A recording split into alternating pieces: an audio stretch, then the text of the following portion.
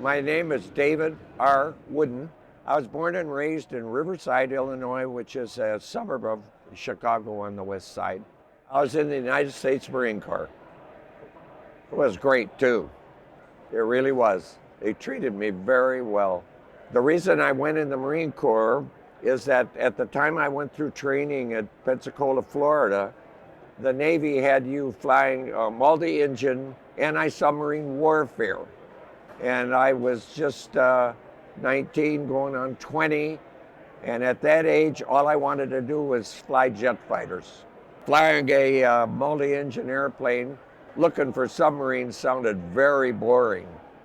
I was really kind of stupid because those guys got coffee and fed and everything. We didn't get any of that. But I would never take it back for anything. You know, it was, I was extremely lucky to get into a jet squadron right away.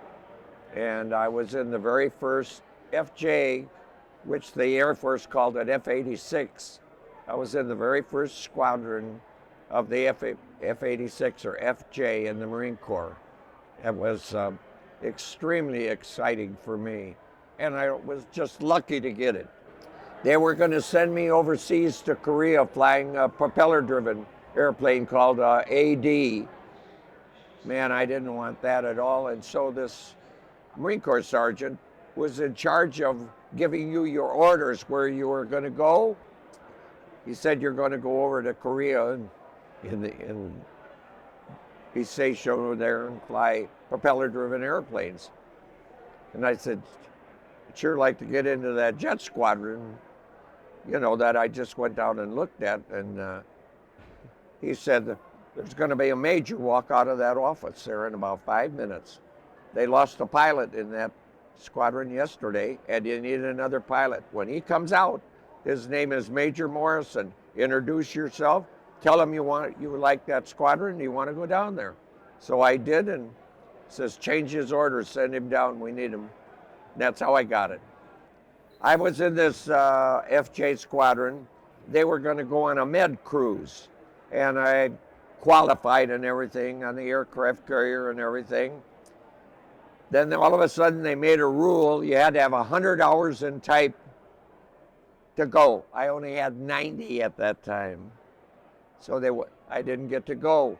So they transferred me to an overhaul and repair squadron called an O&R squadron.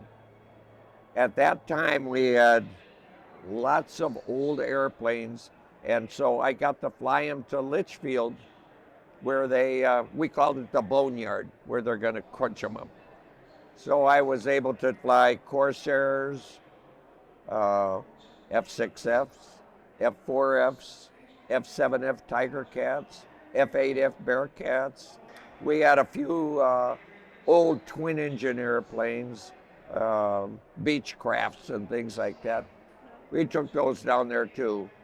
And so for 6 months, that's about all I did, fly those airplanes down, and then we got to ride back in a military transport to Cherry Point, North Carolina. And I was in 7th and 8th grade when the real exciting things were going on in the war.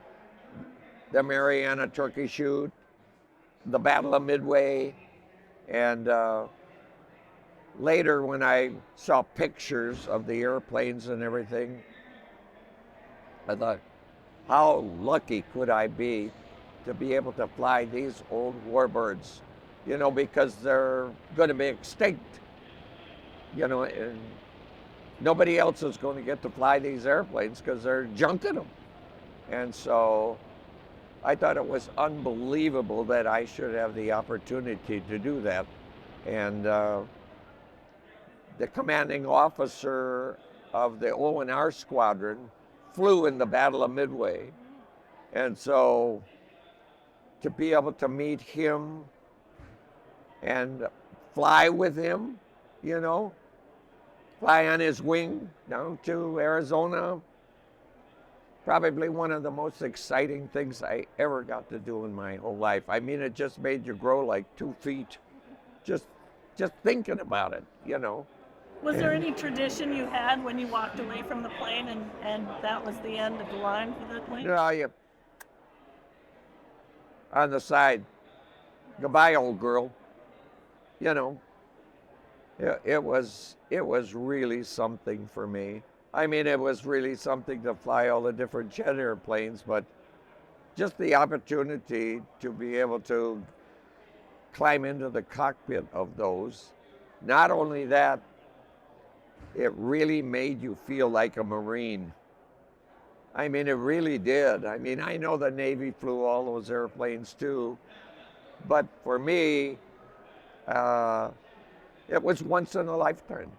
I was extremely lucky to be able to do that. And I was glad I didn't go on the med cruise. You know, I think this is fantastic. I mean, just being able to see these airplanes and the condition that they're in. I mean, it's like when you get to go see a Model T Ford that was built before I was born, and it's drivable, looks brand new, that people can do that sort of thing, because not everybody can do this. Not any, these are special people that spend all of these hours putting these things back together. It's incredible. I always thought the P-51 was probably the most beautiful flying airplane that I ever saw. I mean, it's just something about it's sleek, and the noise of that particular engine, it's so different from a radial engine.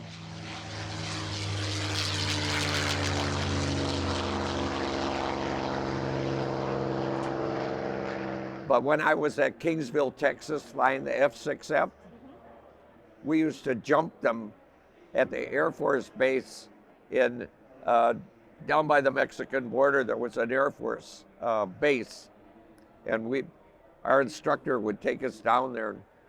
We'd be up like 28,000 feet in the F-6F and use the two-stage blower, and we'd be so high above them, and then and you get behind them and get on the radio and go da da da da da da da da da da da. And boy, would they get mad. And the next day, they were over Kingsville looking for us. It was a lot of fun. I was aboard an aircraft carrier, and President Kennedy came up and shook my hand. Had no hat on, shook all our hands. I thought he was going to be the most famous president ever. I was 20 years old. Meet the President of the United States. He was like a next door neighbor. I'm not kidding you. He was just like the man next door. He wasn't walking around he was just a guy. He liked the people in the military. It didn't matter whether you're in the Navy or the Marine Corps. But when he walked up to you, he grabbed your hand. How you doing, Lieutenant? Man, that to me was unbelievable. I'll tell you, when he got killed, I cried. I really did. It's just unbelievable. The opportunity. But he did that. He did those kind of things in the military. He popped up out of anywhere and it wasn't just the officers. He shook enlisted men's hand and everybody. Pretty nice. I had the easiest opportunity. I only had 2 years of college, and I went to Pensacola, Florida. Kids today don't have more opportunities to go down to Pensacola and learn how to fly, because to do it on your own, I would have never had the money when I grew up to be able to take flying lessons and learn how to fly and I ended up in the commercial airline industry, and for 35 years, I can tell all kids today, you can't beat going in the military, I don't think, and learn. There's so many things that you can learn in the military. If you want to be a mechanic, aircraft mechanic. I mean, you could just about do anything you want. They have all of these programs. It's free. When you come out of the military, you won't have a bill to pay the government for your college. You know, and if you really put your foot down and study, could get an excellent job. I enjoyed every minute I was in the military, every single minute, and they were very good to me. I have no complaints at all. This is fantastic how these people could put these airplanes like this. I've been to a lot of museums. I've never been one to like this. No kidding.